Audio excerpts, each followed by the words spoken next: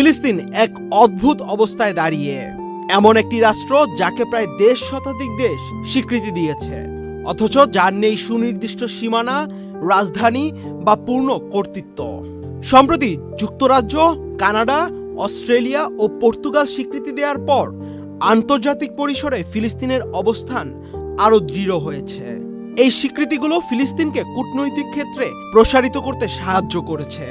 আজ তারা বিদেশে দূতাবাস চালাতে পারছে, আবার অলিম্পিক সহ বিভিন্ন ক্রীড়া আসরেও অংশ নিচ্ছে।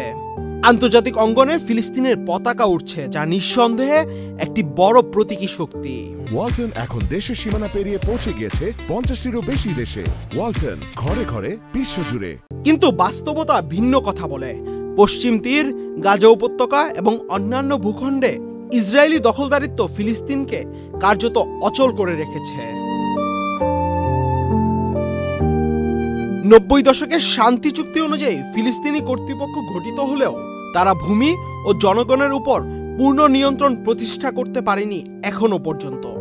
রাজধানী নেই, সেনাবাহিনী নেই আন্তর্জাতিকভাবে স্বীকৃত সীমারেখা। ফলে ফিলিস্তিন এক ধরনের আধা রাষ্ট্রে পরিণত হয়েছে।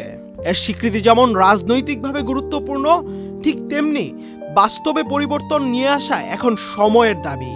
তবু এই প্রতীকী স্বীকৃতি বিশ্বমতের প্রতিফলন, যা ফিলিস্তিনি ন্যায্য অধিকারের লড়াইয়ে শক্তিশালী কণ্ঠস্বর হিসেবে কাজ করছে।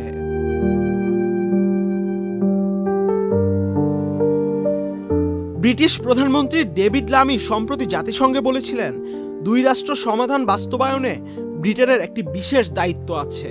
এই বক্তব্য বিশ্ব সম্প্রদায়ের দায়বদ্ধতাকেই সামনে আনে। We all know that there is only one way out, an immediate ceasefire. প্রশ্ন উঠছে, শুধু প্রতীকী স্বীকৃতি কি যথেষ্ট, নাকি সময় এসেছে বাস্তবে ফিলিস্তিনকে পূর্ণাঙ্গ রাষ্ট্র হিসেবে প্রতিষ্ঠা করার? আহমেদ শাফি, চ্যানেল আই।